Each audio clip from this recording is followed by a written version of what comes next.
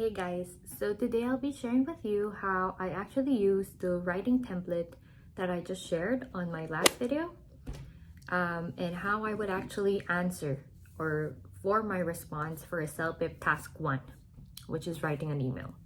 So here in the screen, you'll find that this is a good example of how a CELPIP task 1 writing question would look like on the actual exam. It will give you a situation and then it will give you 3 points or 3 tasks that you have to complete.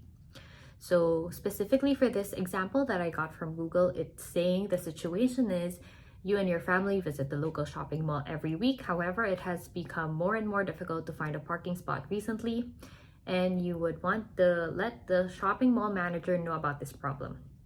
So it also gives you 3 points: describe the problem, explain what you currently do with your family now, and third is provide some suggestions. So I also added here again, just to review, the CELPIP writing task 1 template that I shared. Basically, it's to start with to whom it may concern, or if you already have the name of the shopping mall manager, in this case, you should use that. And then you first introduce yourself. Second is you share the purpose of your email. And then third is actually answer the 3 points that were given in the question. Make sure to have 1 to 2 sentences per paragraph. And then you close the email with, "I appreciate your consideration and I look forward to hearing from you." And then you end with a "sincerely endorsed" and your name. So let me share with you how I would use this template and actually form a response for CELPIP task 1. So this is what I came up with.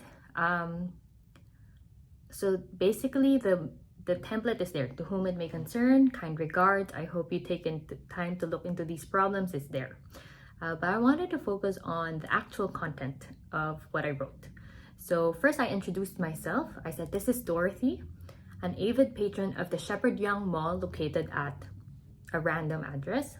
I am writing this email to raise awareness of the terrible congestion in the parking lot every Saturday." So I introduced myself.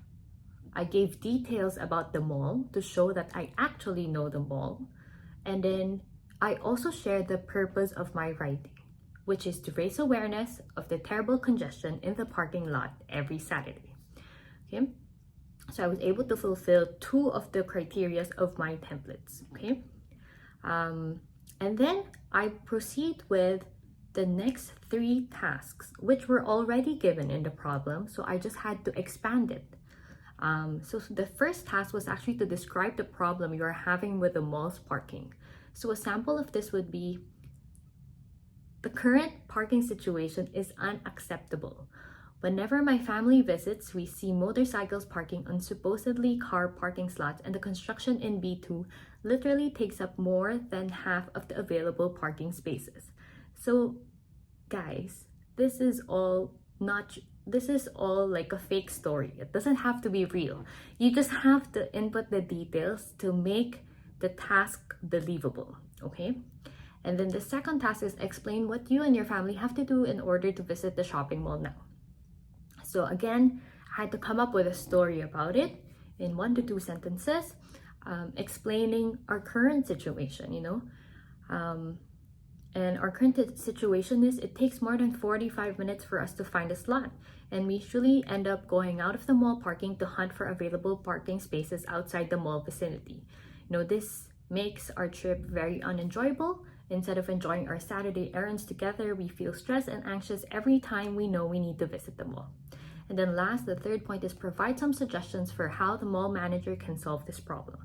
So I then write, "If I may provide a suggestion, because that's the task, I would like to suggest that the mall hasten the construction of being done on B2 and strictly enforce the location of parking, especially for motorcycles." So this is just a sample of how I would answer this specific question if it came up during my test. Feel free to share how you would best respond to it. But I guess what I'm trying to remind everyone is, 1, don't just memorize the template, but actually understand what you need to input and include during the test for it to have a really nice, not just a structure, but also the meat of what you're writing. Second is I wanted to also remind everyone to make sure that you are using good vocabulary. So, when I introduced myself, I could have just said, "This is Dorothy. I'm a mall goer." But in CELPIP, they want to know that you know how to speak English and you have a good command of the English language. So instead of just saying, I'm a mall goer, I said, I'm an avid patron. And here I just added details to make me sound legit.